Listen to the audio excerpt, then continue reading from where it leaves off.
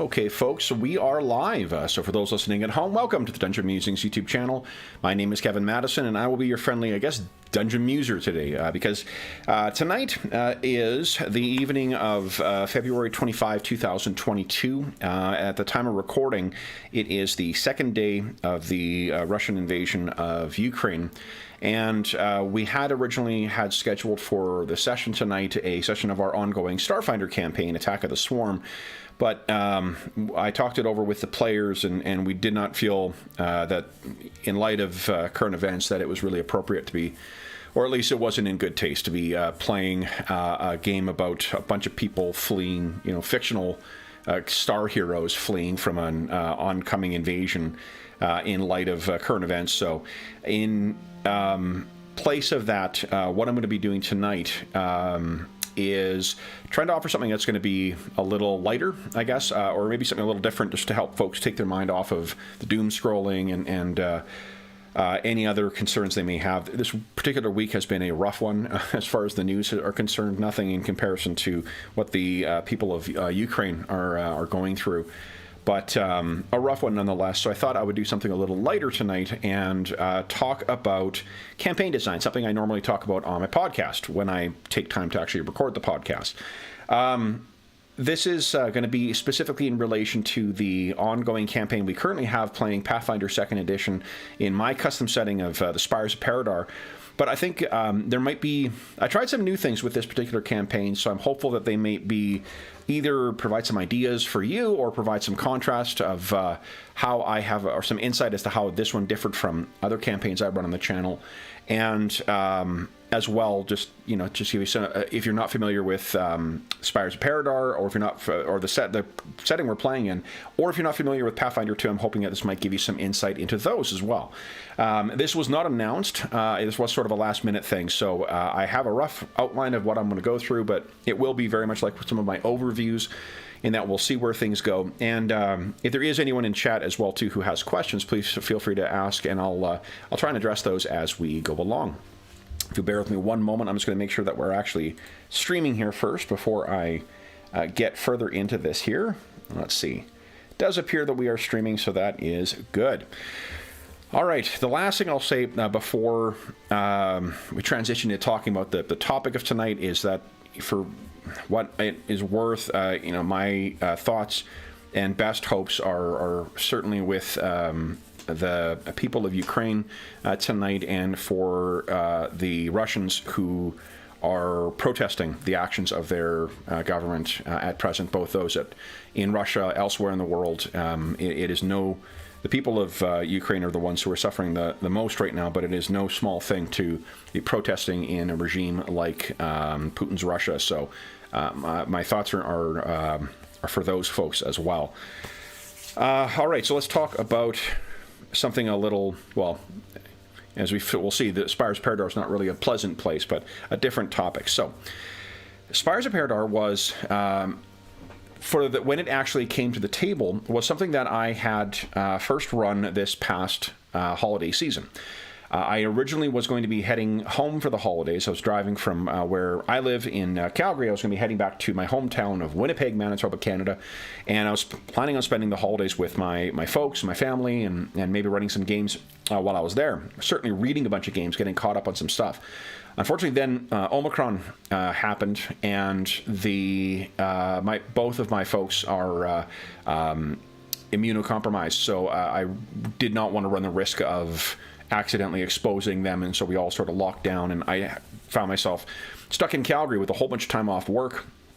And rather than waste that time, I asked whether there were any players in our player roster who were likewise stuck, and if they'd be interested in playing some one-shots over the time. I was interested in keeping myself busy, and I was very glad to hear that there were quite a few people who were in a similar situation, at least for some of the days, and wanted to jump in on some games.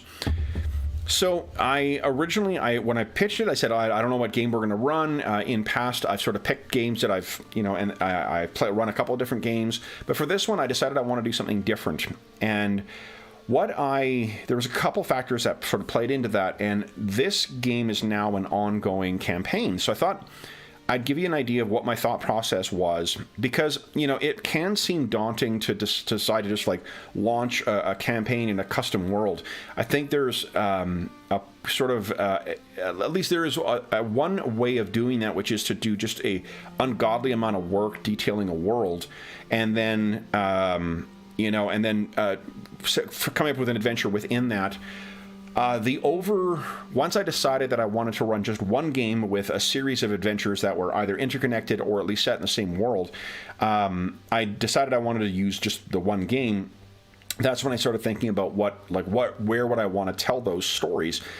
And rather than having the whole world fleshed out, I decided to take kind of an approach that I think that you would. I never worked in television, but the same type of approach that I would think that you would do for a TV series. If you were trying to do individual series and write I'd have in my mind a script Bible, but not write it in the way that a lot of modern shows are written, where it's a sprawling plot that goes off. I wanted to sort of harken back to that, like Monster of the Week, done in one kind of stories, like, Murder, She Wrote, or like some of the, done in one episodes of X-Files or similar shows.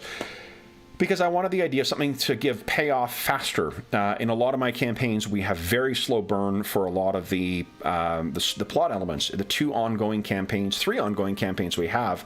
One with Astonishing Swordsmen and Sorcerers of Hyperborea, one, and then two with Advanced Dungeons & Dragons 2nd edition, one of them set in Greyhawk and one set in Forgotten Realms. We're seeing short-term developments, but there's plot elements that are taking a really long time to either develop or to be really kind of revealed. And I don't mind that for those games, but I wanted to try something different, something more of see what I could do. So, to really challenge myself to try and make sure that those stories were punchy, kind of in and out things, and then be done with it. I also wanted to play up some of the things, sort of capture a bunch of ideas that I had that had been kind of kicking around my brain, things that I wasn't actually seeing in any of my other games, or I wasn't able to get to the table in other games. And that was just draw on a bunch of it, not only other gaming influences like RPGs, but also other TV and video games and movies that I had sort of kicking around in my brain. So, and one of the ways that I went through that, rather than I had a rough idea of what the setting was going to be like. I knew roughly what kind of stories I wanted to do, and then I decided I wanted to try and articulate the world through pre-generated characters. Like we didn't have time to, or at least I didn't want to spend time generating a bunch of characters for a setting that wasn't fully fleshed. I decided to create about 10 characters and then just say, hey, here's the characters everyone can pick from. Go ahead and pick what you want, guys. In part to sort of communicate through example what I thought the world would be, and to also, for myself, help sort out what I thought the game, like what is and is not part of this setting. So that's what I did, is I put together this thing, and then over the course of now 5 adventures, we have seen the world come more into focus, and yeah, I mean, I'm having an enormous amount of fun running the game. So that was the idea. The idea was an interconnected game. Let's talk about the game, I guess, first. So the game I decided on was something that very late in 2021, I realized that a game that we ran quite a bit on the channel for a while was something I had not got back to the table in quite some time, and that was, wow, Paizo Publishing's really awesome Pathfinder 2nd edition. Now, Pathfinder regular viewers of the channel will know that we've had fits and starts of campaigns with this particular game. When the what do you call it? The playtest version of the game came out, I was very taken by many of the game rules. I have a whole 2.5-hour video about my overview of this particular book. So, if you want to find my thoughts or more on that, you can find that there. You can also find a bunch of videos that are much shorter and more condensed if you want to see that. But the things that particularly appealed to me is that the game has a very it has a lot of really exciting character options and a lot of interesting versions of different ways where it makes game mechanics that can apply to more situations than I think than any other version of D&D that is out. Pathfinder 2nd Edition has I think, for my money, the best integrated and best balanced skill system of any of the versions of D&D. And what that allows you to do is to construct some pretty interesting mini games, that they've since called them, since the release of the book, they've called them subsystems now in the Game Mastery Guide. I got a ton of visual aids here tonight, as is always the case. Game Mastery Guide has just a ton of great ideas for not only for designing your own subsystems, but some great examples like intrigue or investigations or infiltrations, research, chases. What else? Duels.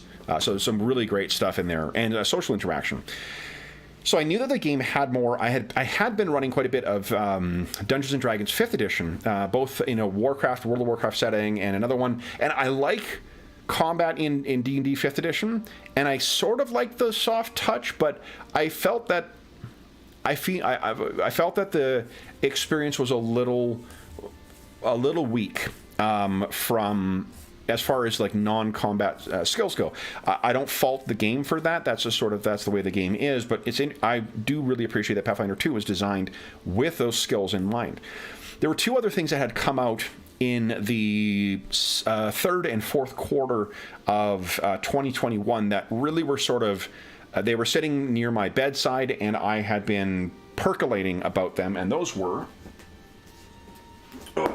the Secrets of Magic source book. Oh, there we go. Secrets of Magic. Madison, get your hand out of the way. There you go. Secrets of Magic and Guns and Gears. Now, what these two books did is Secrets of Magic reintroduced one of my favorite classes to Pathfinder 2nd Edition, which is the Magus, as well as one called the Summoner. And the Summoner is kind of a pet-based magic class that is unique to... it was in Pathfinder 1, but it's not a D&D class. And the Magus is my favorite iteration of the kind of Gish, the warrior mage kind of thing. So I really like those two things. I really wanted to see players, at the table with them and see how those things played. There were also some really neat new archetypes and ways of tweaking classes in that. So I had Secrets of Magic kicking around, and then Guns and Gears came out. This reintroduced the Gunslinger, which was a class introduced in Ultimate Combat in Pathfinder 1st Edition, which I really liked. And it seems like it was a very popular class as well, because there's, a lot of actual play podcasts or actual play sessions. Often, if they're not Pathfinder, like Critical Role originated in Pathfinder 1st Edition, and not for nothing, Percy was a gunslinger, which was the badass class in, Pathfinder 1. Well, what they did in this one is they reintroduced a PF2 version of Gunslinger, and they introduced a version of or rather a new class called the Inventor, which is very unique. Like it is closest to a class from Starfinder called the Mechanic, or the Engineer. No, Mechanic, I think. And it just has, it's either a pet-based or a, accessory-based, non-magical thing. So it's interesting because, there's 3 editions of Dungeons & Dragons where a version of the Artificer has been released. And in each of them, they intrinsically tie technology to magic, which is fine. I mean, that's the way it's presented in Eberron, where the Artificer first appeared. But the thing I really like about this is that you've got a class that does all that geary, kind of stuff in a fun, cinematic, heroic way, but there's no magic anywhere in sight. It's not that it's magic, it's that it's inventive genius of this person. So I really like that, and the class itself is just an enormous amount of fun. It's a very kind of risk-reward type class. If you're a gambler, it's a class that would be good for that. So I had those in mind, and then there's also a ton of great stuff in here, including a version of kind of the mechanical player character type called automatons. And the automatons in my mind, it wasn't the right fit for what I wanted for Spires of Paridar, but it gave me the stats for it. And look at these things. Super cool. lots, and just like all the other ancestries in Pathfinder 2, there's a ton of variety to them, so I had a lot of opportunity to twist things. In addition to that, I really wanted to sort of, because I really liked a lot of those weirdo things, I wanted to run an adventure that would give me an excuse to get some of that stuff to the table. And the more I started diving back into some of the Pathfinder 2 stuff that had come out since the last time I ran it, I also found there was a bunch of other really cool stuff that I was like, oh man, I was not aware of this, and it's not in D&D. And one of the things I like doing when I'm running Pathfinder is to sort of is to find the stuff that is not D&D. I love D&D 3.5. I think it's a great game. I just, when I'm running Pathfinder, I don't want to be running just a different version or slightly tweaked version of that game. I'd like to highlight the ways that Pathfinder diverged from the game design of D&D 3rd, particularly the stuff that came from like advanced character guide going forward. And that includes classes like the alchemist, the witch, the oracle, and then the gunslinger, the magus. Lots of great stuff. So I was like, all right, I'm going to dive into that stuff. I also found some great ancestries. If you're not familiar with ancestries, or if you're not familiar with Pathfinder 2, ancestries are just races. It's just they've elected to call them ancestries instead.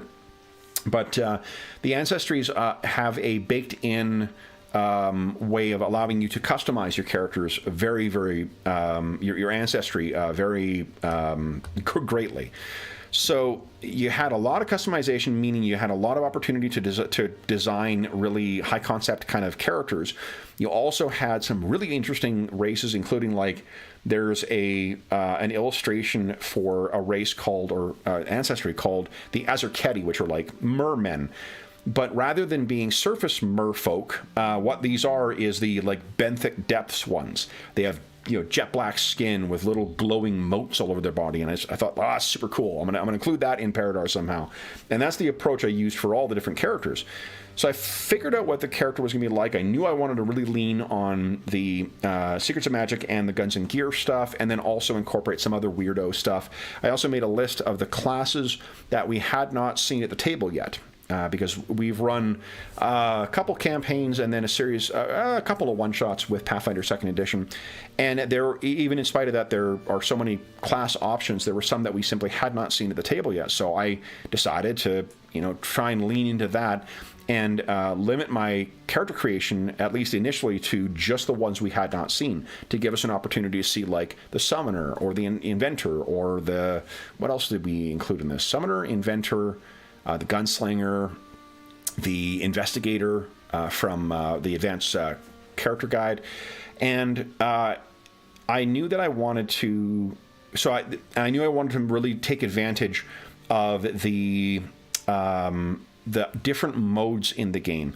If you're not familiar with Pathfinder 2, Pathfinder 2 has broadly speaking, three different modes of play, and that just reflects sort of how you're keeping track of time and what the characters' actions are, what they mean in the context of that. The three modes are encounter mode, exploration mode, and downtime mode. Downtime takes days or weeks. Exploration mode is anything from a couple of minutes to an hour or however long, and then so that's exploration mode. Then encounter mode is tracked in 6-second rounds, just like a lot of modern versions of D&D. So I wanted to really focus on that exploration mode and really try and take advantage of the rules to show how much game you could have, like beyond just the rolling your skills or whatnot, really trying to highlight how character abilities and class abilities and whatnot are quite robust in Pathfinder 2nd Edition, and kind of gamify some of the investigative stuff, similar to what I've played with recently in more story-focused games, things like Cult Divinity Lost. I really love the improvisational kind of feel of that game, and how much fun it is to sort of play to see what happens, as it were, over the course of the adventures. And I think it's not quite the same, but you can do something very similar to that with the Pathfinder 2 mechanics. So that was the game that I sort of wanted to do, and sort of my working document of what things I wanted to sort of highlight. I also thought it would be a lot of fun, and I also wanted to run it at first level. I want everyone to be at first level, so for one, in the event that we had the opportunity to grant levels to people, we would see people level up over the course of the adventure. But also because I wanted to see just how much of a complete story I could write for first-level characters. In a lot of other versions of D&D, first-level characters are really not able to fully participate in the same kind of story that other characters, higher-level characters, are able to do. By that I mean things like either their skills are too low, so they're kind of crap at them, or if it's a combat or more tactical kind of situation, they simply cannot last that long. They just can't. You can't have a couple of fights. And if you do have fights, they really become kind of an all-or-nothing prospect, unless you're loading up the characters with the with other kind of like healing supplies and things like that. So that was sort of my mission statement from the game mechanics side. I really felt that there was a lot of great stuff that had developed in Pathfinder 2 since the last time I had run it on an ongoing basis. My recent experience with D&D 5 sort of, I think it's a really solid game. I felt like there was a little bit more I wanted out of the game that I don't think was captured by it, partly because the character creation is sort of limited in the options you get to select with it, and it's also I think that the lack of granularity in characters as well, like with a more limited amount of skills that you get in Pathfinder in D&D 5, and the what do you call it, the way that proficiency modifiers just I don't feel like contribute a huge amount to differentiating one character from another character in the game. So I feel like Pathfinder 2 has a little more granularity in that space, so you can have so I don't want to make this a bashing 5e. I've had a lot of fun with that game. It's just for this particular thing I wanted to explore something a little different and a little more a little more meaty in some of those other categories. So that's what I wanted to address mechanically for it. Then I was turning to the setting. So Spires of Paridar is actually drawn from, as much as I've got a bunch of other influences from it, the core of the thing comes from a adventure that I played that my cousin Corey ran. Regular viewers of the channel will recognize Corey from. He doesn't play with us quite as much anymore, but he did quite a bit several years ago when he had more time. And the Corey was my first DM, or not my first DM, but he was my regular DM. He ran a bunch of games for me, and one of Corey's favorite settings was Ravenloft.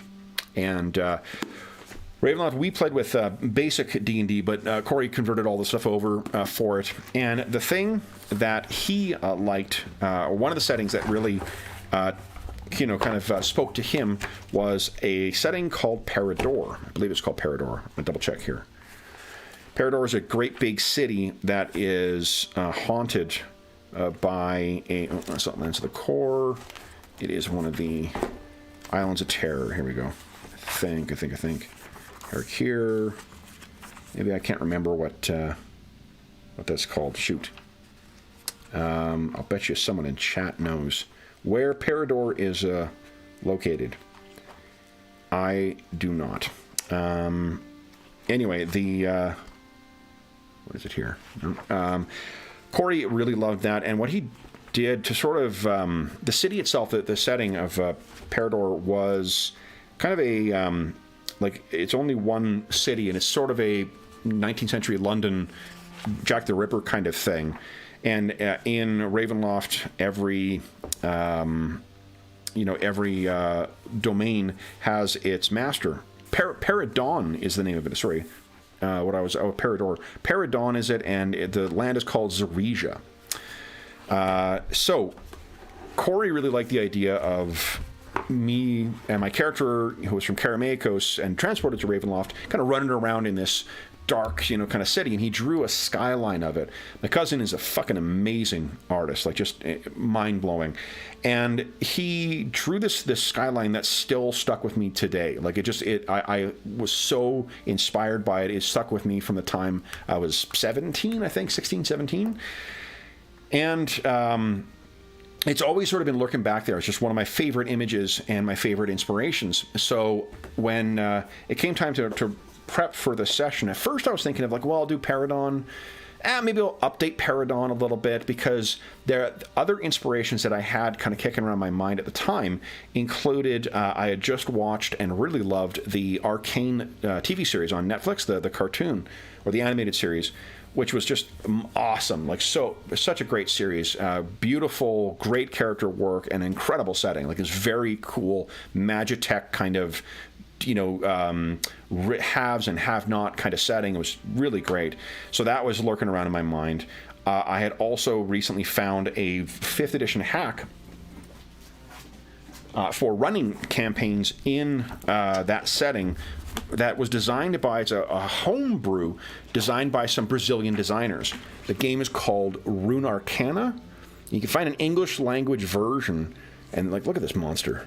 And it is fucking awesome. It's super cool. Tons of great stuff in here, an amazing amount of ideas, and a real rework of the 5th edition system to fit the setting. If you're not familiar with Arcane or Runeterra or whatnot, it's the setting for the League of Legends MOBA video game. I'm not a big League of Legends fan, but I love me some fantasy, and I love that series.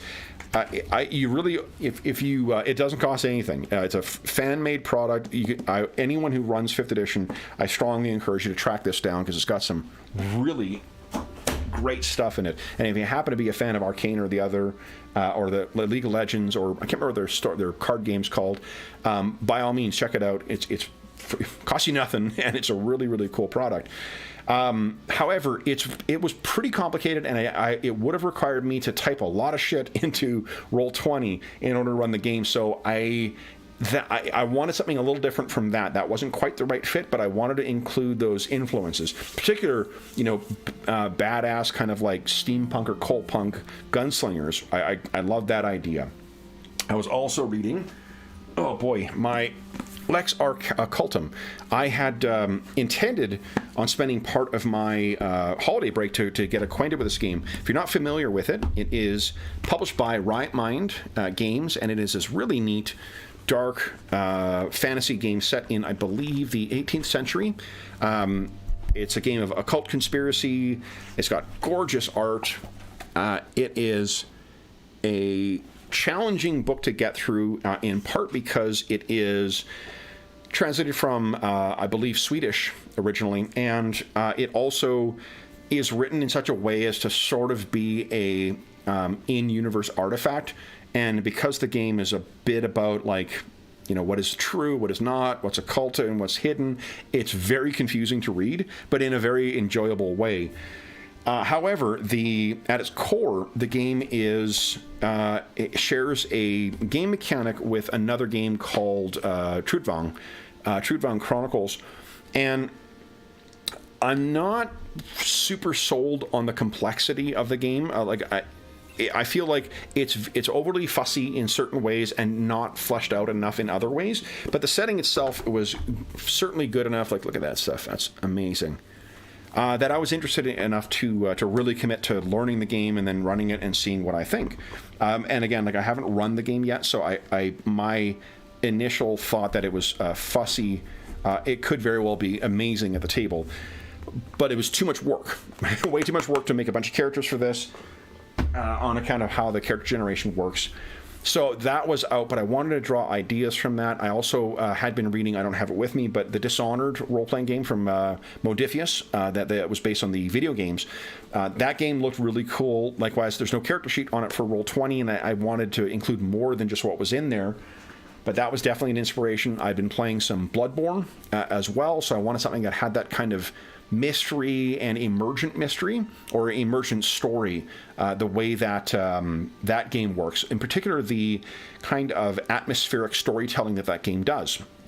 If you're not familiar with the term, what it is, what atmospheric storytelling means, or at least what I mean by it, is that it is the way of players learning about the world by interacting with it.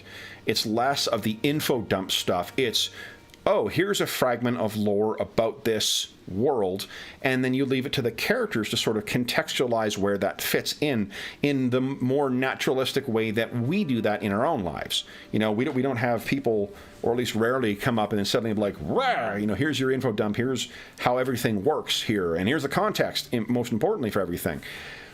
That is removed, so in order to get the context, either the characters have to work on it by thinking it through or by experiencing more of the world. That's partly the attraction of playing games like Bloodborne or Elden Ring right now. I'm recording this video instead of playing. This is how much I wanted to make sure you folks had something to do tonight, apart from, since we weren't going to be playing Starfinder, but... Anyway, that's what I also wanted from the game, was something that the characters learned through experiencing it. And that was also very similar to my thoughts about TV shows, right? And like, one of the things that you do, I mean, just like in movies as well, but a movie or a TV show that is set in a fictional world that does not exist, or at least people don't have pre-existing knowledge of, you need to inform people through the actual story. So I decided to take that approach, is rather than having like, you know, big long discussions or a campaign document or whatnot, we had pre-gen characters. I gave the base understanding of what the characters knew, and then the characters and the players would learn about the world through inhabiting it, you know, through actually going around. And I wrote, the structure I decided was to do sort of mysteries. I sort of initially I thought of using Charles Dickens plots as the source of all of my mysteries, because my first one was Harrow Haunts of Yule, which was kind of a Spires of Paridar version of A Christmas Carol, but told from a conspiratorial horror kind of perspective. And I thought, like, okay, cool, I enjoyed that a lot. I'll do more of these Dickensian ones, and just really couldn't find a really good way, a really good fit for some of those, so I kind of went on my own ideas for the other stories. But what I wanted to do was structure the adventures in such a way that they were discrete mysteries that were solvable within a session or two. And that partly was informed by the fact that over the holidays, I also binge-watched all of the episodes of the Tom Baker Doctor, the fourth Doctor. And I really appreciate how, like, that series, when you take out all the science fiction and the mystery stuff and all the all the trappings of the game, it really is just kind of a mystery game, sometimes, or a mystery show.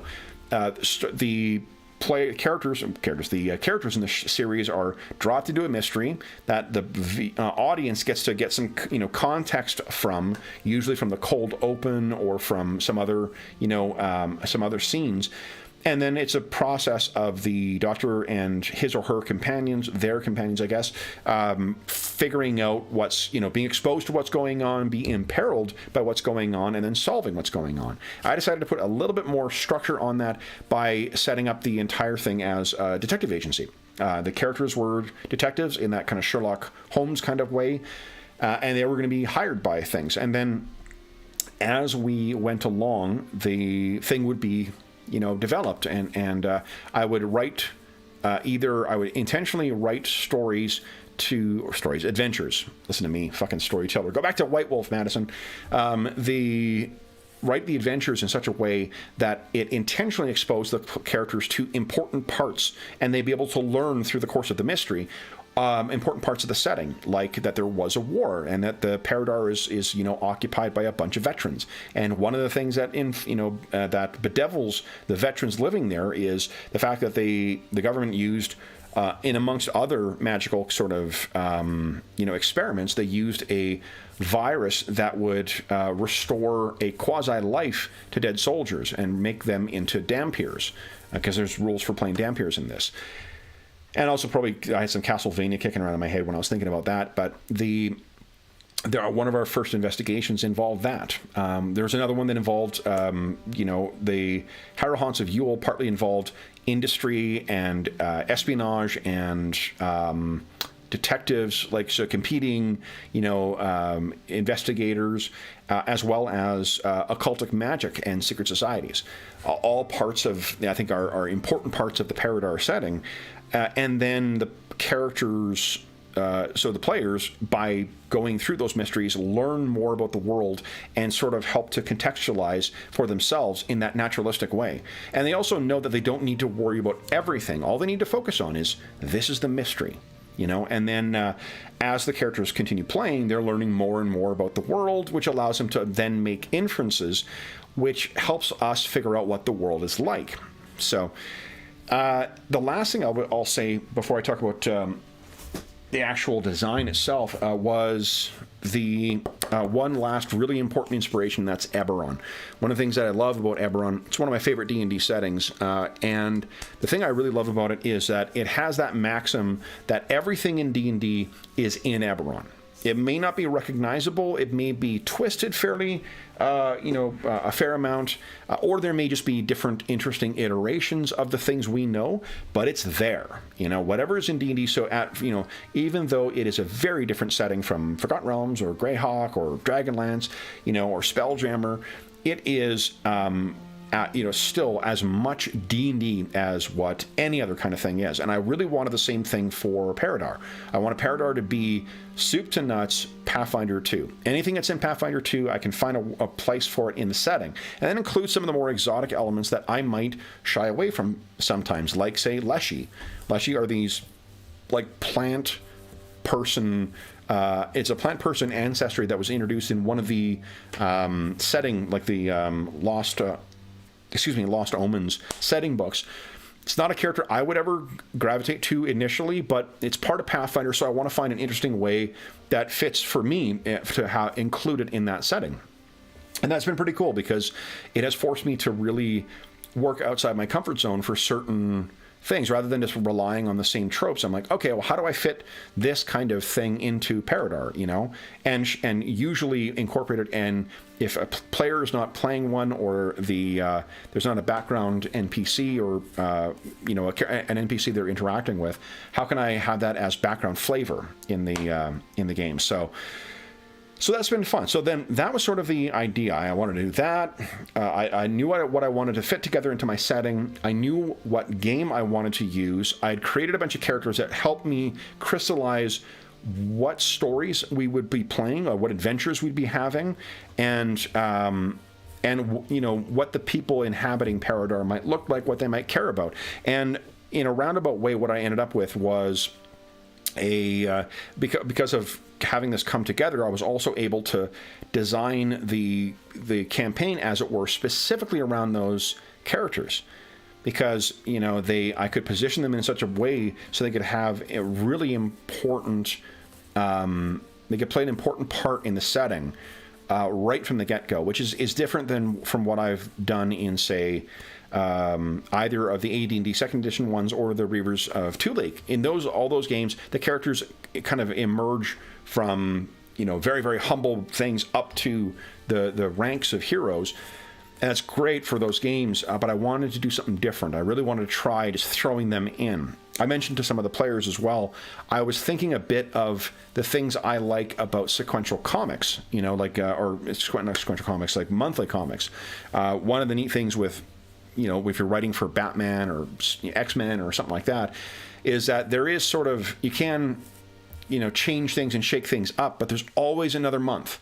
There's always going to be something new. And that, if you want to have a tight, kind of constrained story with a clear beginning and a clear ending, that's fine. But if you want to have something that's ongoing, though, those books, those comics, especially those like 80s and 90s ones, where they're really writing for the issue, but also sort of keeping the soap opera going, great inspiration for how to tell good and tight short stories, but that also constantly leave that forward momentum. There's always a little bit of frayed edge at with threads you can pull to further the story.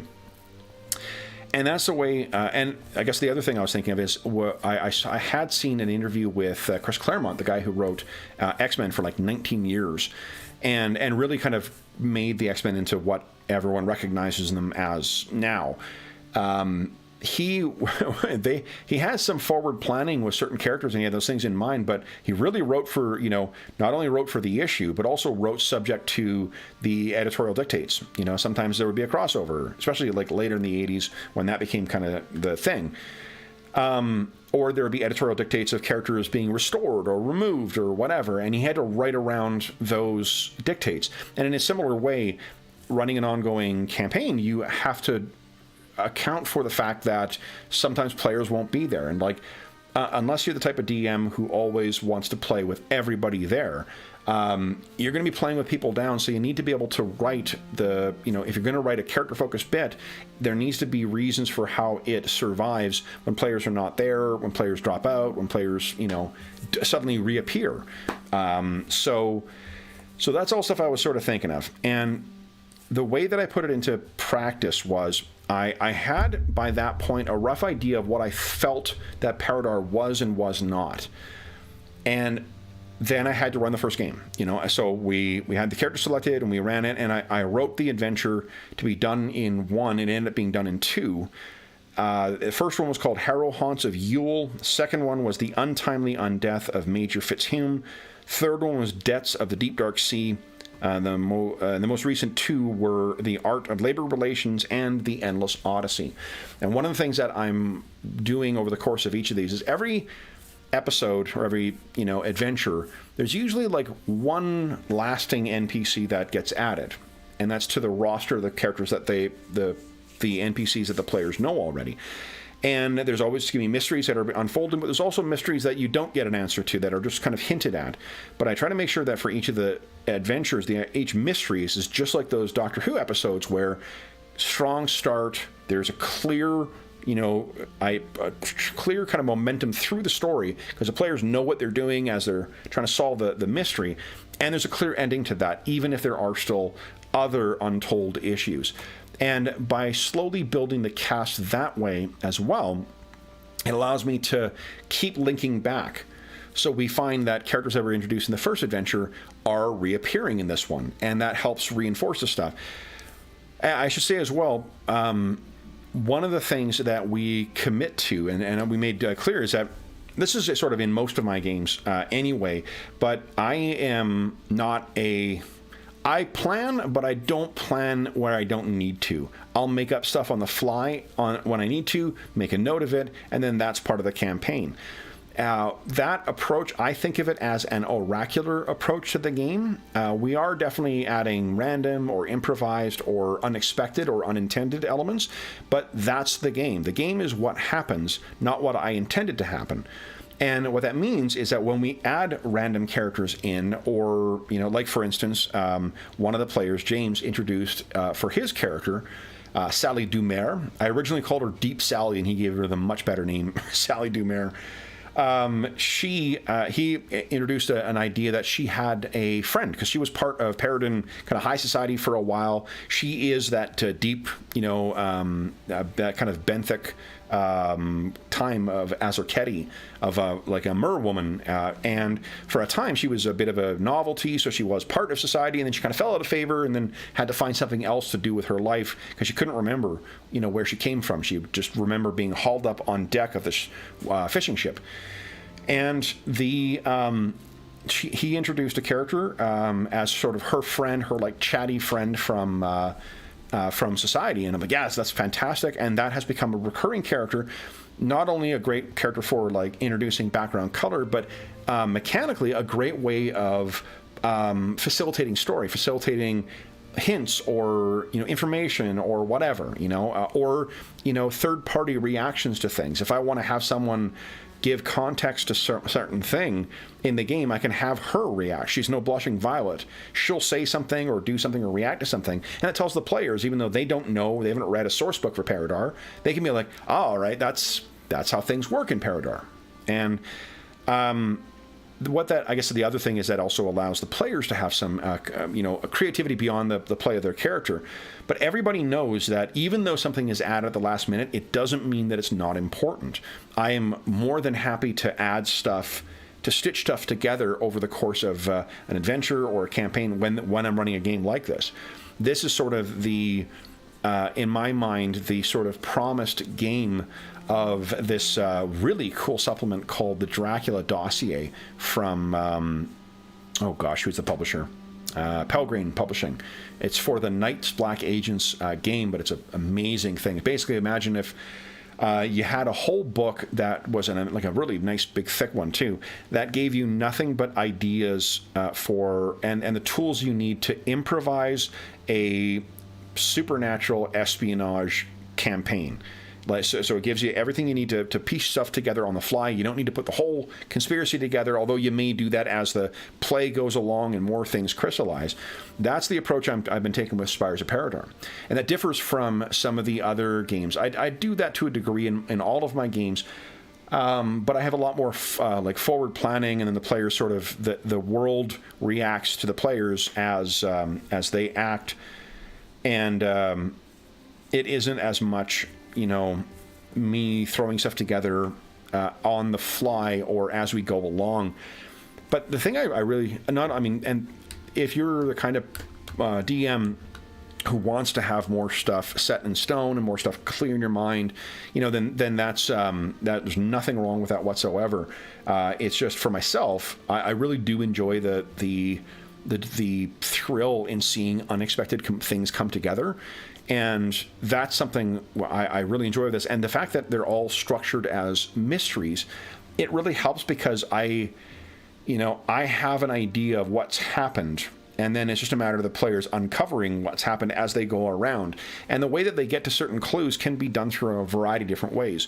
It's not the kind of like the quantum ogre, as it were, where like, I got an encounter with an ogre and it doesn't matter where the fuck you go, you're going to fight this ogre. It's more a matter of, like, I can conceivably think of different ways they could get this information, so there's not one way for them to get it, there's other ways, you know, and that has proven a really great structure for slowly building up, you know, and some of the responses that I've heard the players say about this when they refer to the setting. Carl, who plays our resident gunslinger, what's his name? Henri Ducard? No, Ducard is his last name, I think. I can't remember what his first name is. But anyway, Carl said, at one point, the city, when he was talking about the number of mysteries and you know, conspiracies and what that are going on in it. And I really, that was so gratifying because that's exactly what I wanted from it. I have a grand, you know, plan for sort of how all this fits together, or how some of the stuff fits together. But within that scope, I can decide, like, this adventure, I want to talk about I want to introduce elements of the fishing elements and some of the non-human older civilizations. And now in this adventure, I want to talk about industrial relations, you know, and how that sort of plays out in a fun mystery kind of way in Paridar, or how high society functions, you know, or how the the secret societies operate, you know, within there. And then what I'm finding now is that as we're doing this, and we've been introducing certain recurring elements like NPCs or locations or concepts or adversaries, I'm now seeing connections between those things as we're going along. And it's extremely fun, and it's extremely exhilarating to try and put that stuff together into a, you know, it's not even to put it together. It's because the more that you play, the more that I'm finding more opportunity for story, more opportunity for reinforcing the setting. And the fact that the players are learning it by going through it, I think is a much more, I think it's a much more lasting way of experiencing that kind of setting. I didn't like, and again, there's nothing wrong with if what your preference is to put all that kind of work in. It's just, if you do find yourself like me, you know, where you've got a limited amount of time for what you can spend for doing campaign prep and whatnot, or game prep, and you really want to make the most use of your time, I've really found this to be a great approach for running something that is much closer to the kind of very, very character-focused, you know, adventures that I used to run when I was, late teens and into my 20s. But also I've been because they're, we've got a clear, like, at most 3 sessions, and the mystery's done. That also allows us to have that, like, the fun that I remember about Call of Cthulhu, where, like, those adventures, they don't last, at least the ones out of the rule books, they don't last forever. Like, there's a clear ending to them, and that's what's fun. Like, you get to the end and be done with it, It's not a novel you're getting through. It's a novella, maybe more likely a short story, or a good, film. And that's what I wanted from this, is to have that constant sort of payoff of, to go through the cycle of, like, introduction, increase, tension, the sort of 3-act structure, but in a condensed kind of, a condensed way to get through more story, as it were. Let me get a sip here to wet the old whistle. I was so smartly prepped for this. I poured myself 2 cups of coffee, so I was not watching ahead of time. So anyway, that's where I started the game, where the inspiration came from, how I put it all together, how it's played out, and then the characters. One of the things I do like about Pathfinder 2 as well, while the characters are playing, or the players are playing characters that are pre-gens, Pathfinder 2 allows you, rules as written, to rework your characters. You can spend downtime to exchange feats.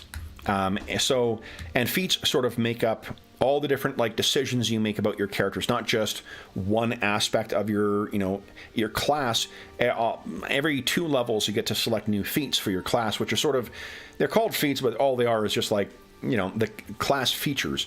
So you got class features that are class feats, you got skill feats, and you got general feats. And you can, as long as you get a week, boom, you can retrain any of them. It's subject to the DM's approval, of course. There's also ancestry feats, for that matter. So what that, from my perspective, what that does is it allows, if the characters find that the way that it was initially built was not ideal for them, or is not fitting with how the character is developing at the table, this gives them an opportunity to rework that stuff too, so they can make the character their own. I'm at the point now where I would work with characters. I've got a good enough idea of what Paridar is and is not, that I could definitely work with someone, with players to introduce their own characters. But the fact that we're all discovering Paridar, I have a sense of what the setting is like, so I think when I'm pressed to think about certain aspects, I can say whether, like, yeah, this yes or no, or I can provide some information on how Paridar works. And then once that's out there and the players start interacting with it, then it's more of that setting that's realized. And I really, really enjoy that. I'm also stealing liberally, as I said, from all of my different influences here. There's always mist that comes up in the evenings, just like the fog of London, or at least at one point. I don't know about climate change has changed that or not. But like the sort of, archetypical, mystery movie or horror movie London, where the fog rolls in every night. Same thing in Paridar, which is very much like Ravenloft.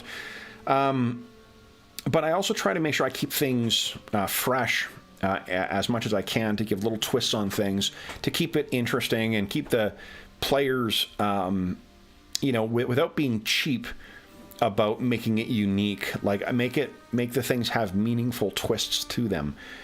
But yeah, so that is, if you're yourself thinking of getting into designing your own setting, or you're kicking off a new campaign and you want to run something in your own setting, but you don't have it fully realized yet, I think that sitting down, it's something that actually you do with games like 13th Age, is you start making decisions about the setting. You do the same thing in the Dresden Files RPG, and I think you do that in Fate in general, but Dresden Files for sure. One of the things that you discuss is how the game is set up. Sigil and Shadow also does that. Sigil and Shadow, a very cool modern occult horror, urban kind of occult horror RPG from what do you call it? Osprey RPG. So that's Paridar. That's how sort of the campaign came together, why it sort of fits in with that. One thing, regular viewers of the channel will know that I like dabbling with other game systems as well too, with the same setting, sometimes telling war stories in that. And I thought about that for this, and I think that there is a great game came out last year. I think it was last year, called Flames of Freedom, that is published on the Zweihander chassis, and I like that game. It looks really interesting, and I think that might be an interesting one for this. GURPS might be an interesting one to try for this, but to be honest, Pathfinder 2 is such a solid game that I feel like I can do exactly what I want with the setting, and I'll show you one other cheap reason I'm using Pathfinder 2. Pathfinder 2 has, of any game, my absolute favorite handouts. It has all these accessories that you can use with it, like spell cards and, you know, action cards and chase cards and whatever else. All that stuff is fine. All that stuff can add to your game, but I don't think any of those add to the play experience, you know, when you're playing online. One exception to that are their battle cards, which are these suckers here. So this is one of the boxes. They've got 3 of them out so far, one for each bestiary that is out. The cards look like this. Like, they're not small cards the way that, like the playing card size, the way that a lot of other games are. So, like, for instance, here's my Fantasy Flight Star Wars, you know, deck. That's how big these guys are. So they're nice and big. They've got the full rules on the back for the that are from the book.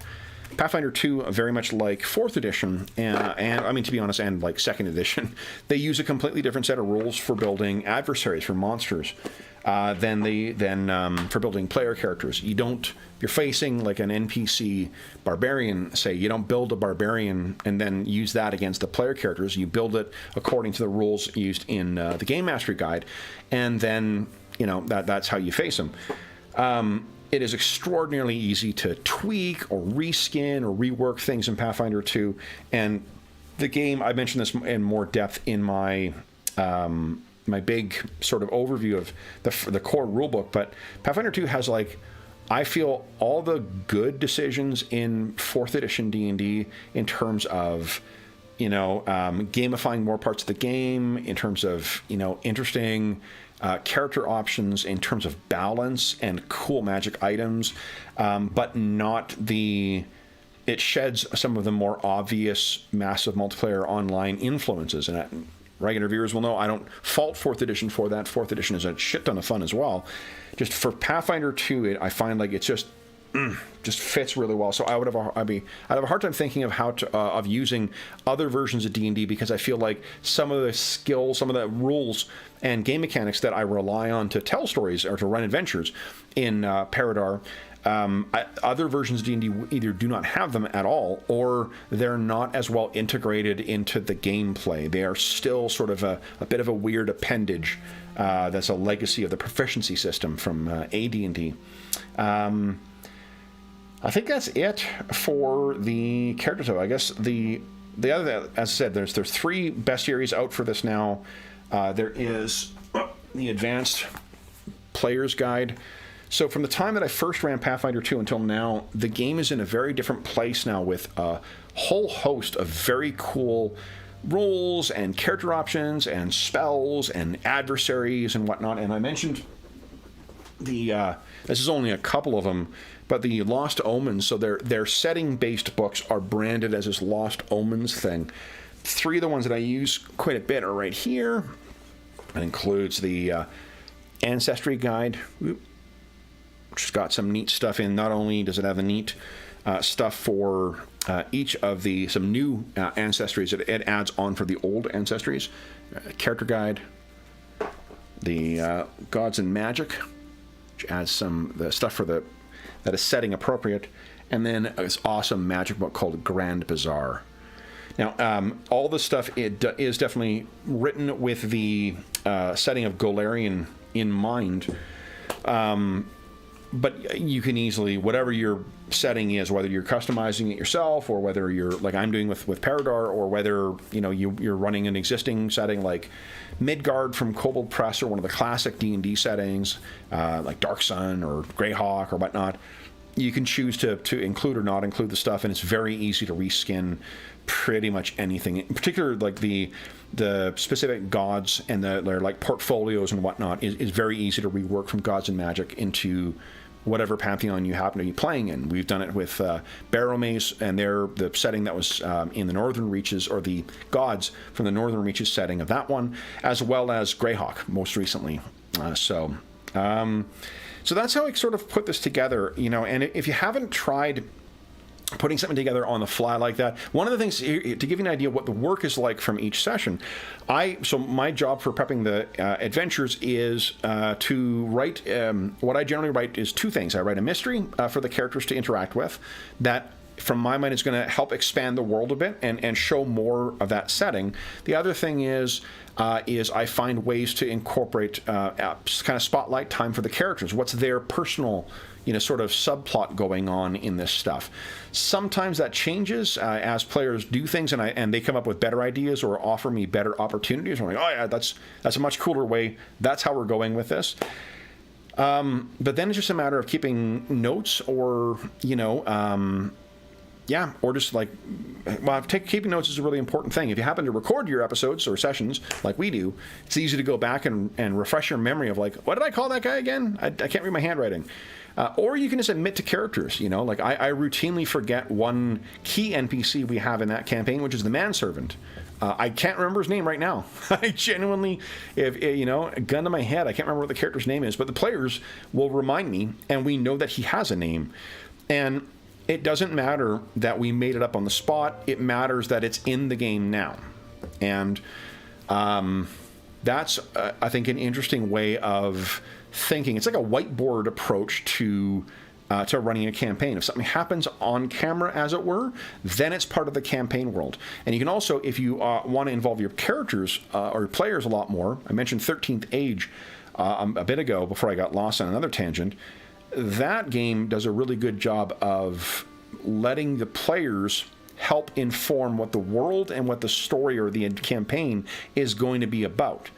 In that game, every character picks one unique thing about them. You know, they could have a clockwork heart designed by the Dwarf Queen, or they could have a fold-up boat, you know, populated by the ancestors of their, their ancestors. Yeah, just like ghosts on a boat that fits in your pocket. Or whatever, you know, whatever your pitch is. The neat thing that does is it allows the players to sort of inform the world in a very specific way, and it also telegraphs to you, the DM, what you want to be making your stories about, what's interesting to them about their character that they want to explore. And by approaching it that way and sort of working collaboratively and being on the same page, that, look, we're making this shit up as we go, but once it's established, it's established. We build off of what's in the setting and in the game. You can have an enormous amount of fun without having to put an onerous amount of work in beforehand. And in some cases where, you know, if you decide to take this approach or give it a try, and you find yourself in a position where the players are asking you something about the world that you haven't thought of, you can take time. We're all on the same page as to like what's made up and what was established beforehand, and you can think about where is your head for that setting? How do you think it works? You know, like are there, I don't know, like I'm trying to think of something that's come up in our session. Oh, one of the things that came up, and this wasn't in session, but it was as I was prepping things, is I was thinking about where to set a certain part of our story involving a warehouse. And one of the things, because our setting incorporates like a Coalpunk kind of approach, and by Coalpunk I mean as opposed to steampunk, Coalpunk is seeing that kind of world from the bottom tier looking up, not the up tier looking down. You're not the one riding the zeppelins around with your auto gyro, whatever the fuck, and your, you know, clockwork mechanisms and your clockwork servants. You're the one who is shoveling coal to keep the manufacturing things that are going, or at least that's where you come from. And the thing that came up was I was thinking about, you know, it's going to be somewhere aware. Where in a warehouse would be an easily, you know, a place that like would be there, you can't get rid of it, but it really wouldn't see much activity. And I thought, well, you know, now with the development of rail, the way that you transport stuff from the docks is probably through rail. So there's docks in Paridar, and then it gets transported over to wherever the thing is. And before that, assuming that you could make use of like animals and whatnot, but why not canals? I know there's several cities that have canals that were used for transporting goods within the cities. So all right, well, there's a canal that leads to the back of the warehouse that's no longer used anymore because of the development of rail transportation. But it's there, and it became an important part of the story as I was sort of thinking through what the world is like. And you can do that with your own world as well. And then, there's no wrong answers. If you accept the fact that it's not known before, you're playing in a fictitious world, so there's always going to be unknowns or weird things that are inconsistencies or things you need to think about as to how that all fits together. And you accept that whatever is introduced over the course of the story, that then becomes part of the canon. Well, then you can just have an enormous amount of fun developing.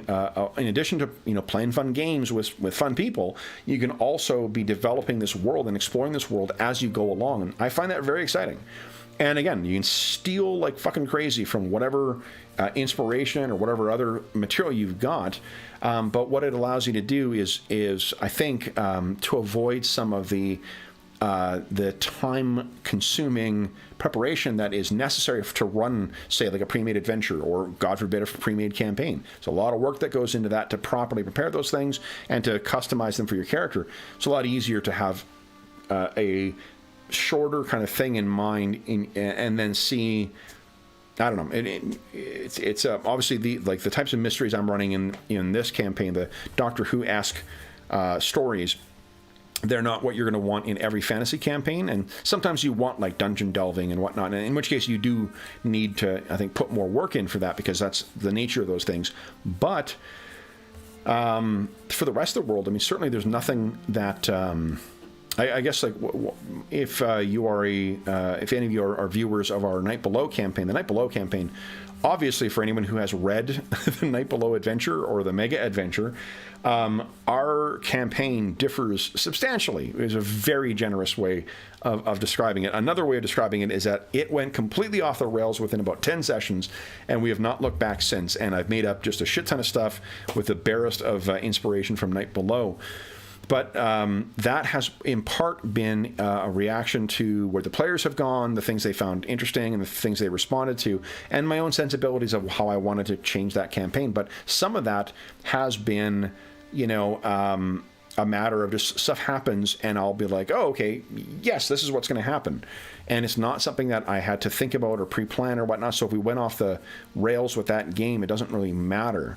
And the other thing, I guess the last thing I'll say too is that if you are running something that is, where you do want to have a mega plot kind of thing that you're building towards, you can always arc things towards where you need things to be. If you allow things to go wherever they want, you're going to have a much better idea of what the landscape is like in that story, and you're going to have a lot more tools to allow you to tweak the campaign towards the conclusion or the sort of like build up, big final sort of story confrontation, what have you.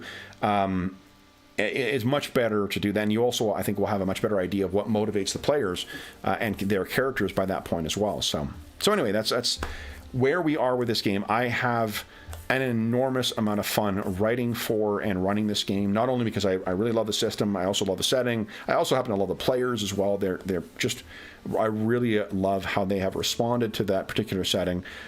It's not necessarily how I would want to run every campaign, but my experience with Spires of Paridar is what informed our recent war story adventure in Night Below, the sort of 10-part right now. I think it's going to be 12-part in total when it wraps up, all things in.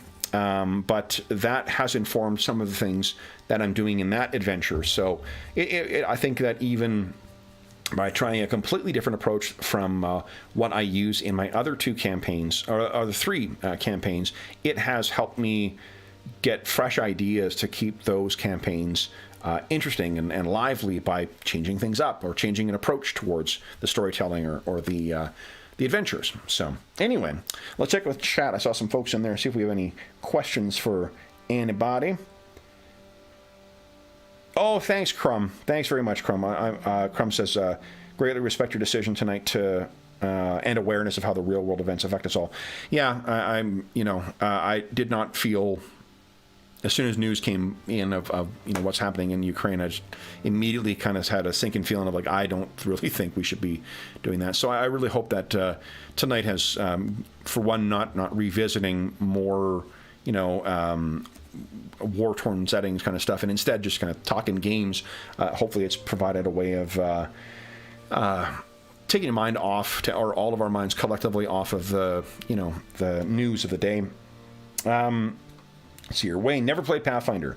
Wayne, well, it is, you can find the free rules on the Archive of Nethys site, which is not a great thing to kind of move around in, but it is, if you understand D&D, from AD&D anywhere forward, even basic D&D, you have about, so AD&D and basic D&D, with, if you're using like Rule Cyclopedia or Gazetteer style skills in it, you are about 75% through to where you need to be to understand everything about Pathfinder 2. Pathfinder 2, the only things that differ, well, one of the ways it substantially differs is the action economy is different. You have a 3 action and 1 reaction per round. So on your turn, you take 3 actions. An action can be spent to move, to attack, to take some other action, to seek, to look around, to I can't remember what it's called.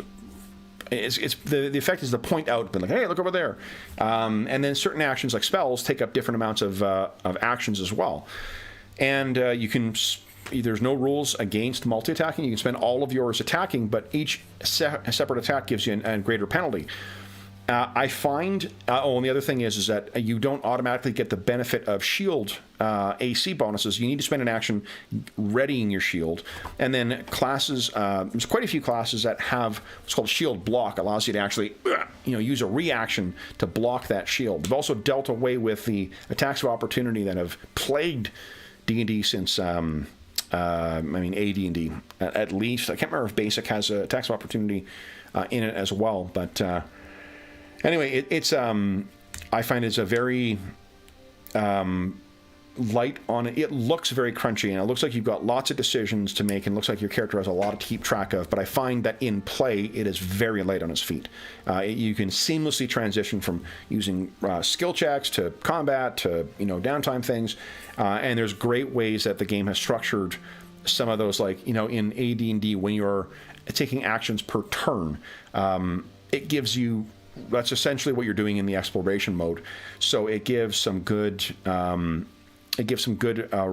ways of giving the characters an opportunity to make interesting decisions in those instances. And that's one thing I think I like about Pathfinder 2 the most, is that the decisions of what you're doing round per round are always interesting. I find it's rare that characters are, like, well, I don't know what to do with my third action. Like, they're usually making really effective use out of all of those. And because even though you suffer penalties on multiple attacks, 20s are on the dice, so you can get those really lucky, like 2 strikes in, and you take your third strike, you got a shit chance to hit, but you happen to roll nat 20, and boom, you got your hit on the adversary that, was going to annihilate you next turn or whatever. It definitely is. It's busier than those other ones, but like I said, you're about 75% there. Same, same stats. If you've played 3rd edition or you're aware of 3rd edition or anything forward, same saves as from that edition. And even if you're only familiar with the older versions, it's intuitive what a fortitude save would apply to, what a reflex save would apply to, when you're thinking of it in the context of those older versions of D&D. So anyway, that's my pitch on Pathfinder 2. Let's see here. Anything else here? Love 13th Age. Yeah, Crumb. Me too. I haven't run it quite a bit lately. I think it's been 4 years, maybe 5 years since I've run it. But it's cool, and it's recently had some very interesting source books come out from a third party as well. I still don't know if I'm in that position where I feel like.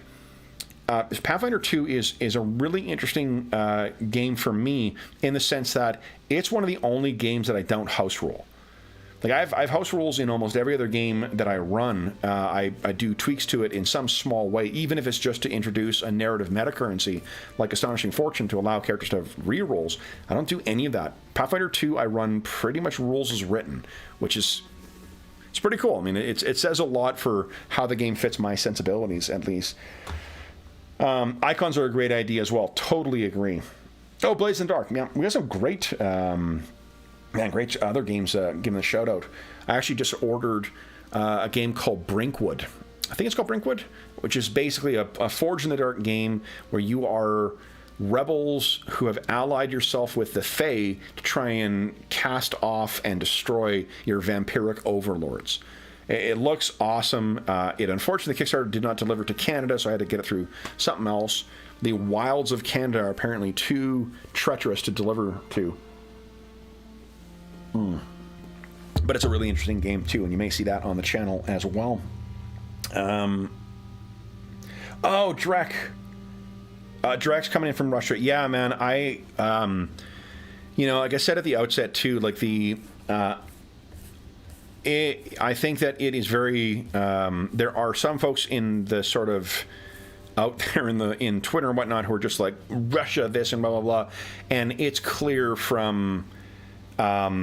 Demonstrations over the last couple of days that like this is not all of Russia that is on board with what's going on, and I just my thoughts and best hopes are for you for you and all the Russians, in addition to that, even the folks who are being press ganged into the invasion too. Like I'm aware that conscription is a huge thing in the Russian army, so yeah, it's just a shitty situation all around. I just really hope for peace soon, hopefully. But stay safe, buddy, and thanks for watching. Yeah, hopefully we give you something to get your mind off of things as well. Evan, oh, thanks, Evan. Thanks so much. Yeah, you be well as well. I mean, this is this last couple of years, have been a very tough row for a lot of people, myself included. And it seems like 2022 is just trying to wring even more, stress out of that. So, any way that we can help to take people's minds off of that stuff, let them think about, as people put it, silly elf games or whatnot, or get engaged in the adventures that are, the characters that the guys play on the channel, or the adventures that we run on it, or, if it distracts you with thinking about games that you might be interested in. We've done exactly the job that we set out to do. So thank you so much, and hearing from folks who enjoy it and participate in the channel as well too. That's also greatly appreciated. Speaking of, I do have some fun. I can't share it yet, but I have some really cool news for fans of the channel soon too. We've got I'll news about that shortly. I don't mean to be cryptic about that, but. Anyway, I think, guys, that probably, unless we've got any other questions here. Let's see here. Brian, what's going on? Hello. And your style setup and prep mirrors. Oh, nice, Chris. Thanks. Don't always have a big arc in mind, but let the player's actions guide discovery. That's awesome. Yeah, that's really cool, and I find that's even for maintaining my interest in the overall campaign. One of the things I find with adventure paths, and why I think I bounce off of them sometimes, is because when you feel like you need to make sure they're getting to their destination, I find that all I'm doing is I'm herding cats more than I am just making up shit and trying to make things interesting and whatever. And with that style of more freeform thing, I find myself more engaged because I'm seeing the story unfold and seeing it go in directions I didn't intend, as opposed to being then you go here, then you go here, then you go here, then you go here, and that's not a generous way of describing all of the adventure paths, because some of them are really well done as freeform things, as much as what I would run on my own, where there's a starting point, there's an ending point, but how you get there is really open for interpretation by the players. But it definitely, for a long-term campaign in particular, I find I keep my interest more, my interest is more invested when I have, when I'm also being surprised and having to come up with stuff or whatever. So I agree with that. I don't like feelings that, oh yeah, totally, Chris. Yeah, don't like feeling linear. Completely agree. I completely agree. I like, it's also like if you do have a ideal, like a destination or a scene or something like that in mind, I kind of like the challenge of figuring out how we're going to get there as well. In some cases, like sometimes, I mean, that in long-term campaigns, that means, you know, stuffing that bit away for months or perhaps years, and then, you know, having it come out later. But it's also fun to be thinking on the fly of ways to sort of get the story to that thing you want to introduce, to shake things up or to clarify things or whatever, or just try and kill the players. Speaking of which, I will close with my favorite card. I didn't put it away, did I? Oh, I did. The Pathfinder 2 Owlbear. I just adore the illustration for it. I will I'll share that with you folks. One of the neat things that I found with the original bestiary for Pathfinder 2 is they, like in their Pathfinder 1 versions, they really tried to make the creatures themselves. So looking at an illustration of a Pathfinder owlbear, you would not be confusing it with, say, a D&D owlbear or like, you know, Midgard owlbear. Where is this bad boy? Where is he? Because owlbears are one of my favorite monsters, even though my players tend to kill them so quickly. Look at that bad boy. Where is he? There he is. I just love him. Great stats, too. Really interesting thing to fight. Dangerous as shit. So, anyway, so for those listening at home, I do hope this has given you an hour and a half to take your mind off of the troubles of our world and think about the not troubles, the exercise that I went through in sort of how I approached designing Spires of Paridar and prepping for the campaign, and then what I've been doing, you know, as the campaign has gone on. As is always the case, if you have any comments, questions, or concerns regarding this campaign, any of the other campaigns I run on the channel, or anything I've talked about, whether it's Pathfinder 2 or otherwise, please don't hesitate to leave a comment in the comment section of the video, and I'll endeavor to reply in a timely fashion. In addition, there is a link down below in the description to the Dungeon Musings Discord server. You are more than welcome to join us over there. We have plenty of great channels dedicated to all the games we run on the channel, as well as a bunch of other games, as well as things like, you know, convention chat and oh gosh, what else?